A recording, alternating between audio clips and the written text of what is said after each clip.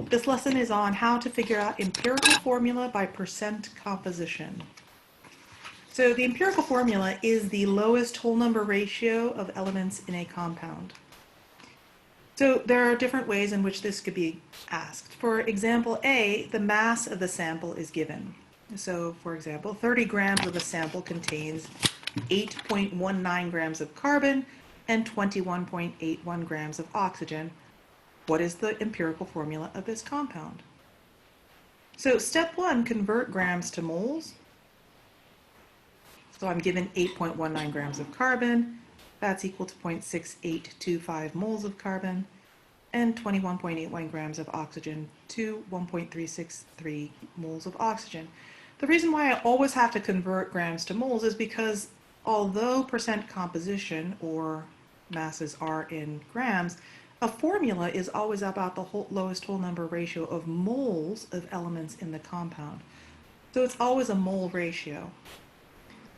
So this is not a one-to-one ratio. There's no whole numbers here. So the easiest way to get it into a whole number ratio is to divide these moles by the lowest number of moles. So that carbon, in this case, because it has the lowest number of moles, is equal to 1.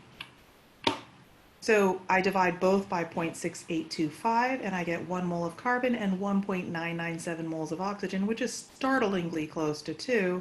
So you can just round that up to 2. So my empirical formula is CO2. So if the number after you've done step 3 is 0.8 or higher, you can round up, or 0.1 or lower, you can round down. Really, it should be 0.9 or higher, but I will make an exception for 0.8 if push comes to shove. So that's easy. What happens if you don't have it, but you are just given percent composition? So here the molar mass of the compound is given and the percent composition is given. So a compound has a molar mass of 44 grams per mole. If carbon makes up 27.3% composition by mass and oxygen is 72.7, what is the empirical formula? So just here's a good thing to just double check to make sure that I'm accounting for 100% of the mass. Sure enough, all I have is carbon and oxygen because 27.3 plus 72.3 is equal to 100. So step one, I multiply the percent composition by the molar mass. Now, whenever you multiply percent in anything or you use it in any sort of calculation, you have to convert it to decimals. I know you know this, but I have to remind you. So 27.3 becomes 0.273 and 72.7 becomes 0.727. Now I can multiply it by the molar mass. So what I'm finding out is that if 1 mole of my substance is 44 grams, 12 of those grams are carbon and 32 grams are oxygen.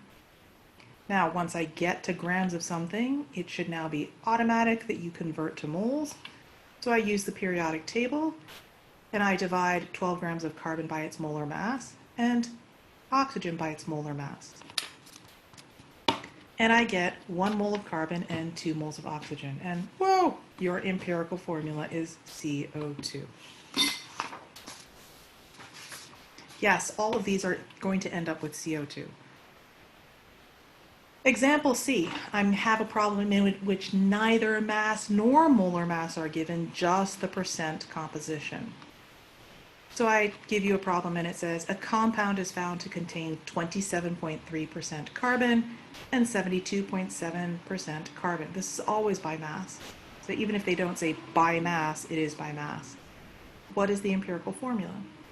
So the first thing that you do is you write down, assume a 100 gram sample. So percent becomes grams. So now I all of a sudden have 27.3 grams of oxygen and 72 grams of oxygen. I have grams, now I convert to moles. So I use the molar mass of carbon and oxygen, and I find that 27.3 grams of carbon represents 2.27 moles of carbon, and 72.7 grams of oxygen represents 4.5 moles of oxygen. I then divide by the lowest number. 2.275 moles of carbon is less than 4.5, so I divide by 2.275, and I find that I get 1 mole of carbon and 1.97 moles of oxygen, which is startlingly close to 2. So I round as needed, and it turns out that I have 1 mole of carbon and 2 moles of oxygen. So my empirical formula is, surprise, carbon dioxide. Some final thoughts. What happens if step 3 does not result in a ratio that can be rounded up, so 0.8 or higher or 0.1 or lower? Well, here's a couple of examples. Your moles can end in a 0.5. So an example would be I end up with 1 mole of carbon and 1.5 moles of hydrogen. Remember that you can only do this step when you get to the point where you have one of your moles at least having 1 mole of something. So the easiest thing is if it ends in a 0.5, you multiply both numbers by 2, because remember it has to have the same ratio. So 1 to 1.5 is the same as saying 2 to 3, now that I've multiplied these both by 2. And so now my empirical formula is C2H3. C2H3. Example 2, what happens if after I do step 2 and I make sure that one of my substances is just 1 mole of that, my numbers end in 0.3 or 0.6. So for example, I have 1 mole of carbon, 2.3 moles of hydrogen, and 1.6 moles of oxygen. What do? You multiply all the numbers by 3. So 1 times 3 is 3 moles of carbon, 2.3 times 3 is 6.9, which rounds to 7, and 1.6 times 3 is 4.8, which rounds to 5. So I have C3H7O5.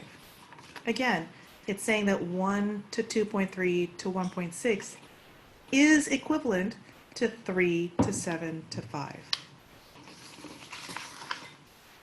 And the last example is what happens if my moles end in either 0.24, 0.4, or 0.8. So I have, again, one of my substances is 1.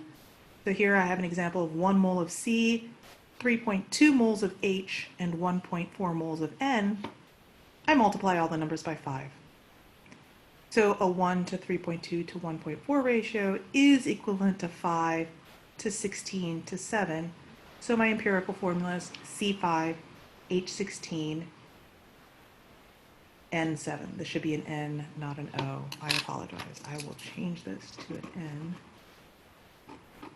C5H16 N7.